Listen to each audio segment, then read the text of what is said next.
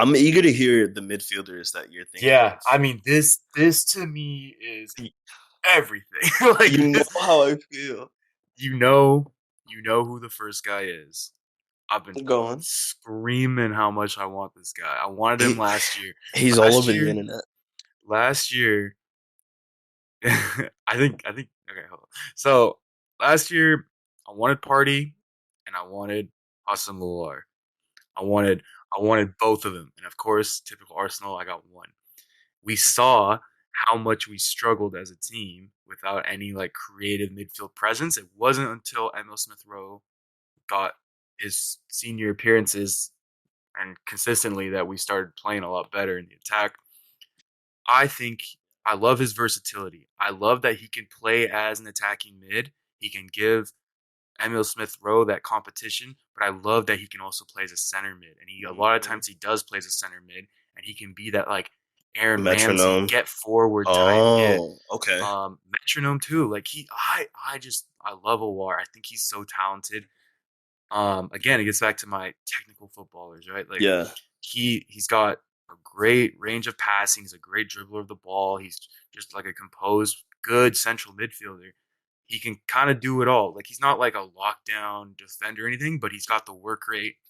Partner next to a guy like Party that they can, I feel like, have a pretty solid partnership in that midfield.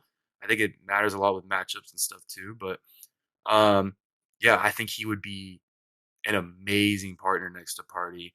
And apparently he hasn't had the greatest season this year. So Leon have only they put a 30 mil price tag on him. And to me, that needs to be done before Euros start. I mean it's not going to, but to me that is the most obvious bit of business Arsenal can do because they were asking for like 50, 60 mil last summer. And now it's like 30 and I'm like you have to do this business. Like you This is where I um get bad at speculation games because then I start thinking too overly realistically. Because my first thought was, yeah, now he's 30 mil, and that's definitely a price that Arsenal can afford.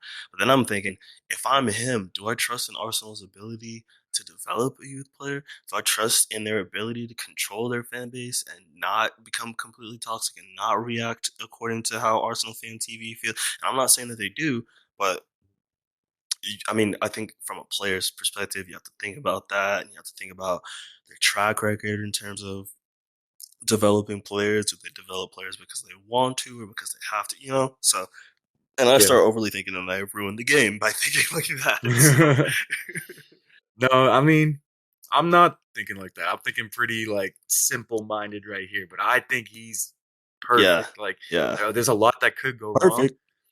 Perfect, but there's a lot that could go wrong, but I'm not even looking at that. I'm like this looks incredible. When we're playing teams like the Brightons and the teams that'll like You got to stack the break them box, down. fight Hmm. back, like put Emil Smith Rowe at that 10, put War at that 8, and let Party kind of just like float in those deeper areas, clean up, get up when he needs to. Um, and I think we have a really good like attacking balanced midfield. The other side of it is, and I arguably want this. I think I want this guy more than Awar, but obviously I want Basuma, and Basuma wants Arsenal from what I'm hearing. Apparently Hmm. he's getting mad at Brighton because no, he just wants the move. He wants to go. He's really close with Nicolas Pepe. Um, they I mean, the last game of the season, Pepe was kind of giving him the Emirates tour and the walkout, and yeah, I think this. I'm hearing like 40 mil. And to me, and you paid 50 mil for Party last summer, you can do 40 mil for Basuma. Like Basuma needs to be done. But my thing is like it What does can't he be one or bring? the other. It can't be one or the other. It needs to be both. Basuma, so Basuma to me is the more stable option in the midfield. He'll really anchor it down defensively, and he's amazing in the transition because nobody can take the ball off this dude's feet. Like when he gets the ball, he can just charge forward, dribble, shake people. He's really He's got reminiscent of that close Conte, isn't he? control. I like the Conte comparison you brought up like last week or whenever because at first I was like from a physical perspective they're very different, but yeah, definitely from a skill set perspective, yeah, like can really clamp up a midfield and then initiates the attack going forward. And him next to a guy like Party. So that's why I'm like, we need Awar and Basuma. Because then you get so much flexibility. You can do so many things. When you're playing a team like City, you do the Party and Basuma partnership.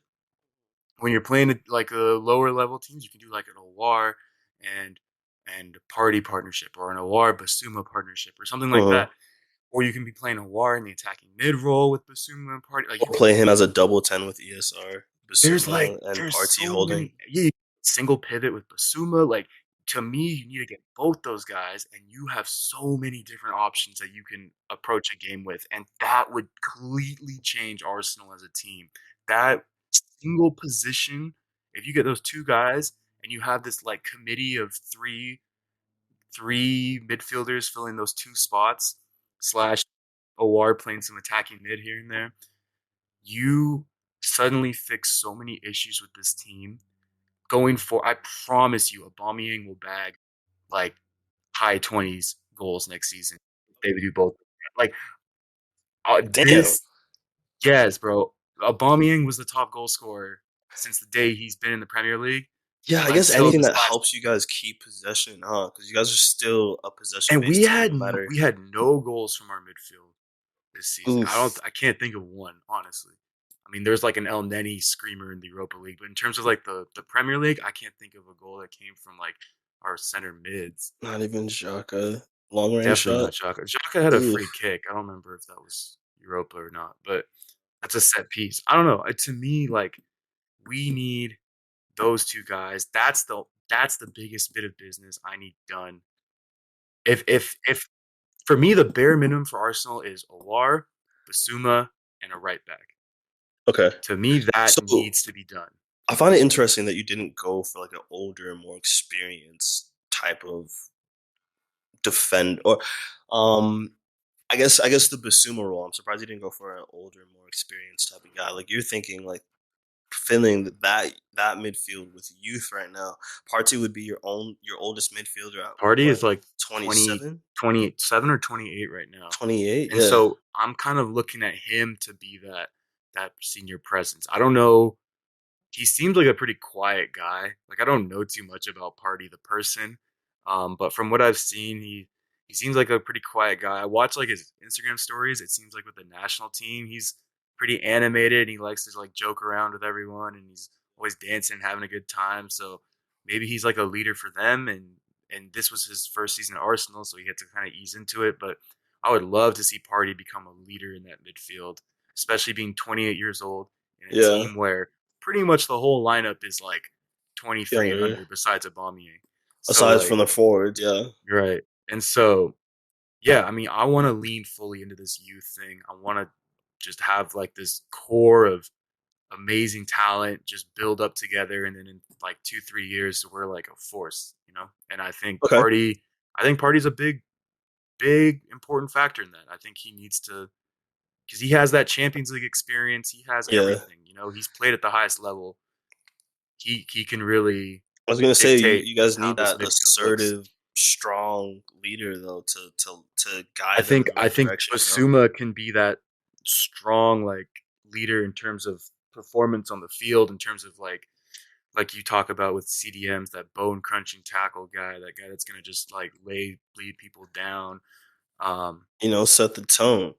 but I think exactly. But I think Party, I don't know. I want Party to be a Has real that leader. big game experience, huh? Okay, Right, you'd split that between those two players right. instead of like combining into one. And Okay. Basuma has proven that he can be a leader on the field through like performance, at least with what he's done at Brighton. So I like that. Okay. Yeah, that's a smaller midfield list that I that I thought it was gonna be. I'm not gonna lie. I mean, because Because to you're like me, so set on those guys. Like yeah, those guys I'm would be set. perfect. Okay. I'm set. Yeah, like I don't even want to think about other options. Like, to me, that is what I expect All out of right. this All squad. right.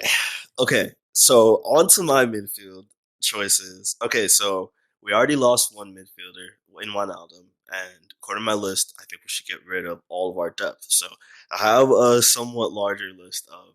Actually, I don't. Huh? I guess I only got four guys. Anyways, I got four midfielders that have listed. I don't think we're getting. I think if we get one of these guys, then we don't get any of the rest of them. So look, I know that Jurgen Klopp plays his midfield in a certain way, not necessarily the 6-8-10 that we're thinking of, like that Pep Guardiola 3-man midfield.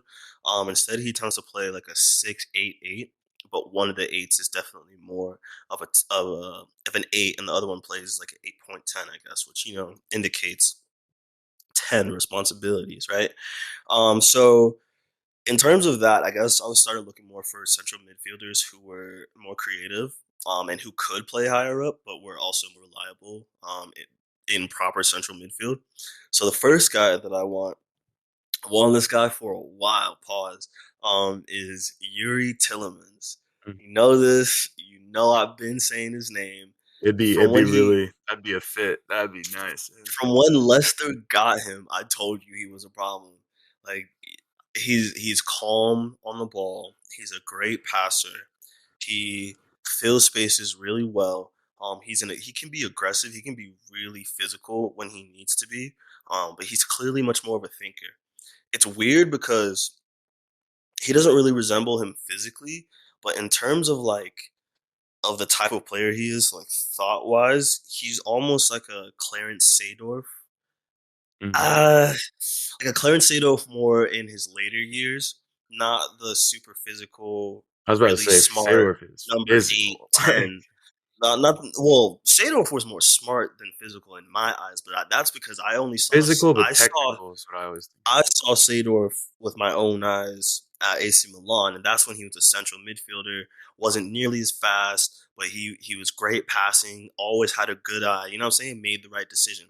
That is Yuri Tillemans to me. If we get him, we're definitely slowing the midfield down for sure. But I think he's reliable enough defensively that he's not a liability. Um, that it boosts his profile offensively because he doesn't provide the same "you're never going to get the ball from me" type of abilities that Wijnaldum brings. But in terms of that plan B, in terms of the final pass, in terms of key passes, in terms of long balls and switching from side to side, seeing how we use our fullback so much, he's perfect with that. He is great. He's great on dead balls. He's great on set pieces. He's great at shooting from distance and up close. Like he's really really good. He would cover a lot of issues that I think Liverpool's midfield has faced even when we had Wijnaldum.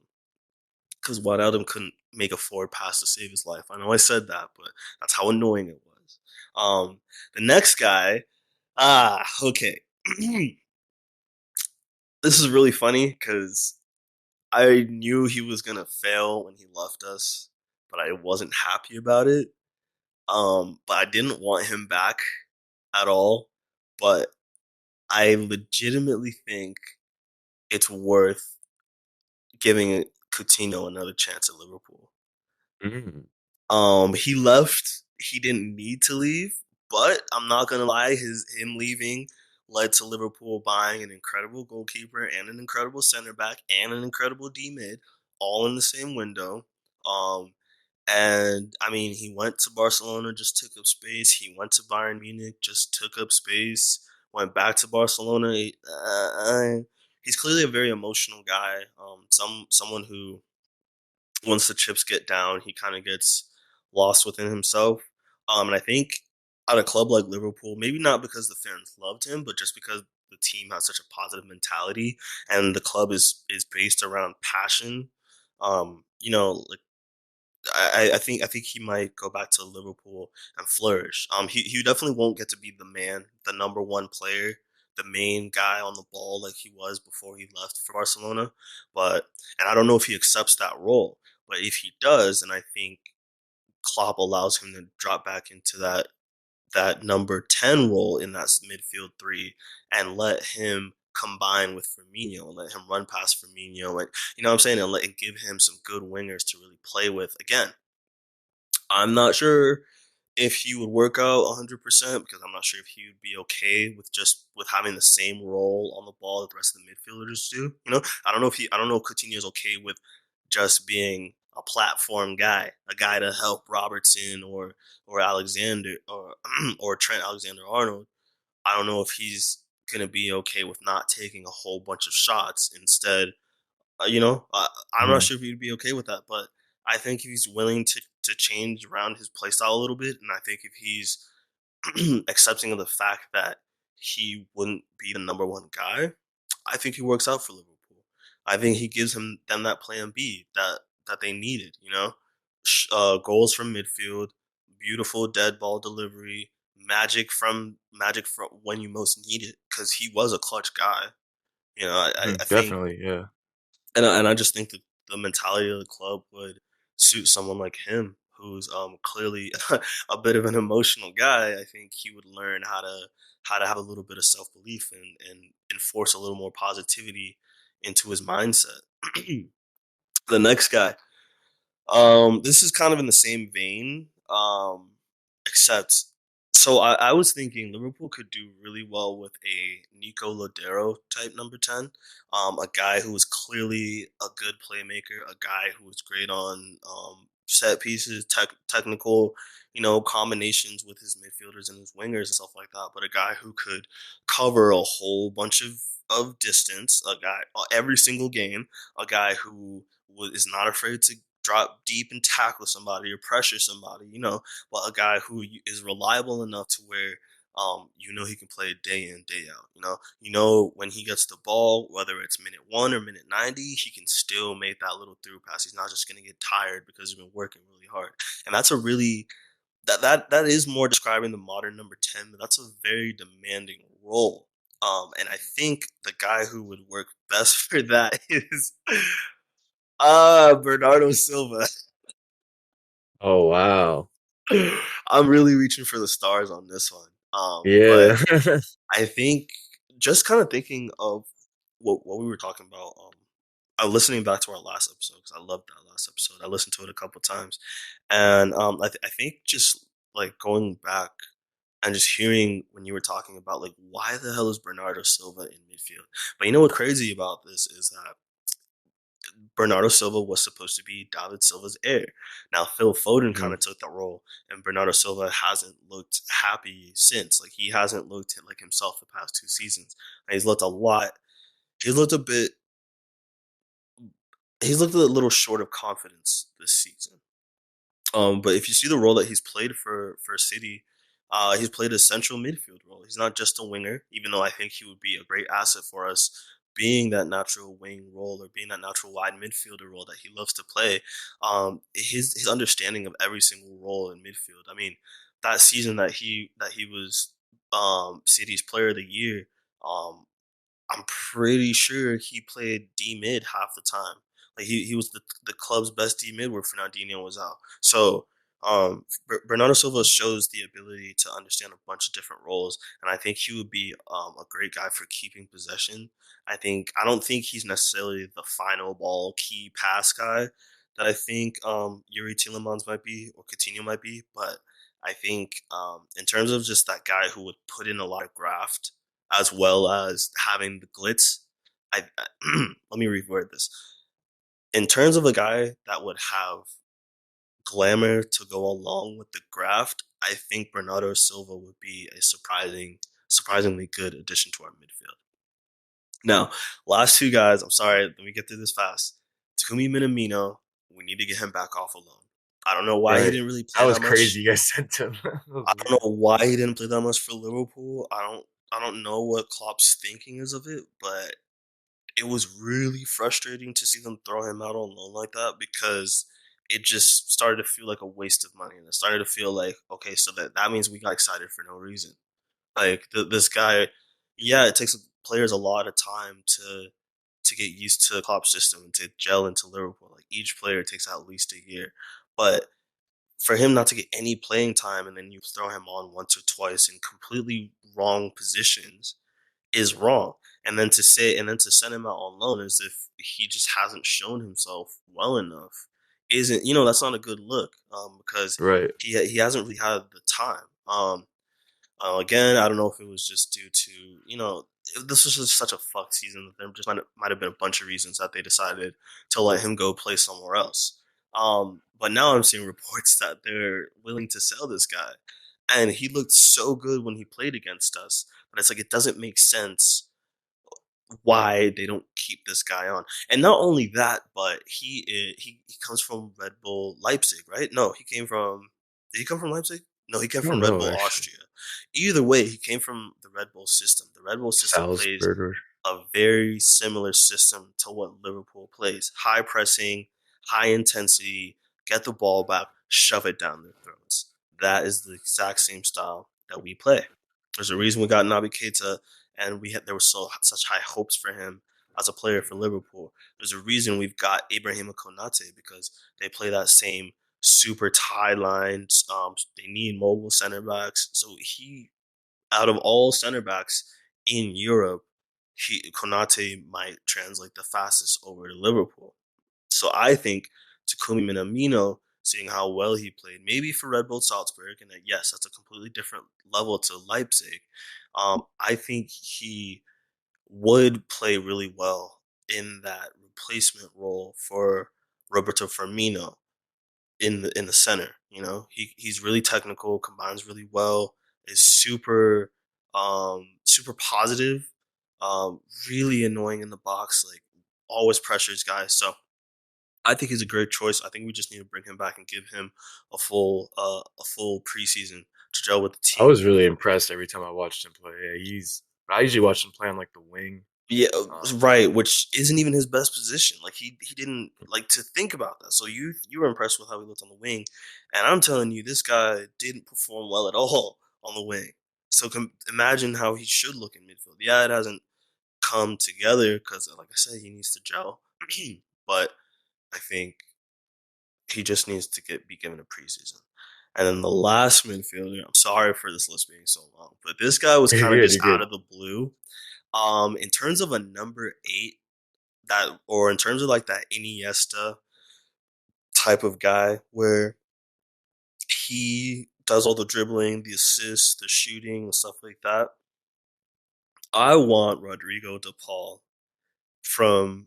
I think he plays Mm. for Udinese You, yeah, yeah. in Italy. I can't remember if he's Argentine or He's Italian. Argentinian. Argentinian, right? And he's like he wears I think he wears the number 10 jersey for Udinese, and he's their captain, and he is their number one goal scorer. He scored a bunch of goals from midfield, scored has a bunch of assists from midfield, has a crazy amount of shots from midfield, has a lot of really good final balls from midfield. But this guy's an 8. You would think he's a 10, but he's an 8. And I can't. He's a way bigger than I expected him to be as well. He's like much more physical than I expected him to be. He doesn't seem to get injured too often. He's the guy to put the team on his back.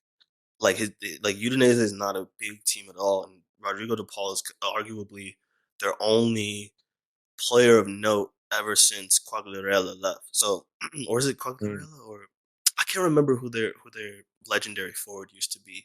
Um, Di Natale. Oh my God! Excuse me, Oh Udinese yeah, Di fans. Sorry. Natale. Well, So, but DePaul has been their best player, I think, since Di Natale left, and he's 26 now. He's been their captain for a really long time.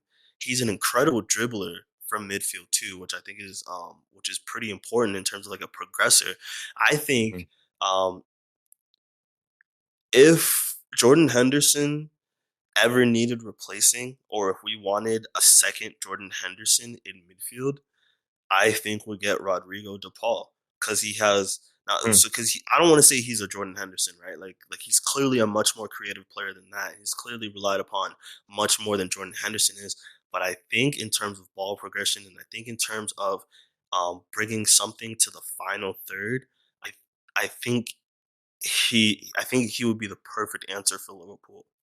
I think Does in he terms have of that his leadership. engine that Jordan? Because I think of Jordan Henderson as like a workhorse. Yeah, well, I was gonna say in terms of his leadership, in terms of his physicality, and in terms of like his refusal to never give up, that is what kind of reminds me of Jordan Henderson. Like the willingness to put the team on his back and say, "Yo, we got to get this shit fucking going." Like we got to, you know what I'm saying? That to Hmm. me kind of brings in that Jordan Henderson. So to me, I think Rodrigo De Paul would be a super out of left field pick, but I think he would end up bringing way more to Liverpool than anyone would expect. I think he.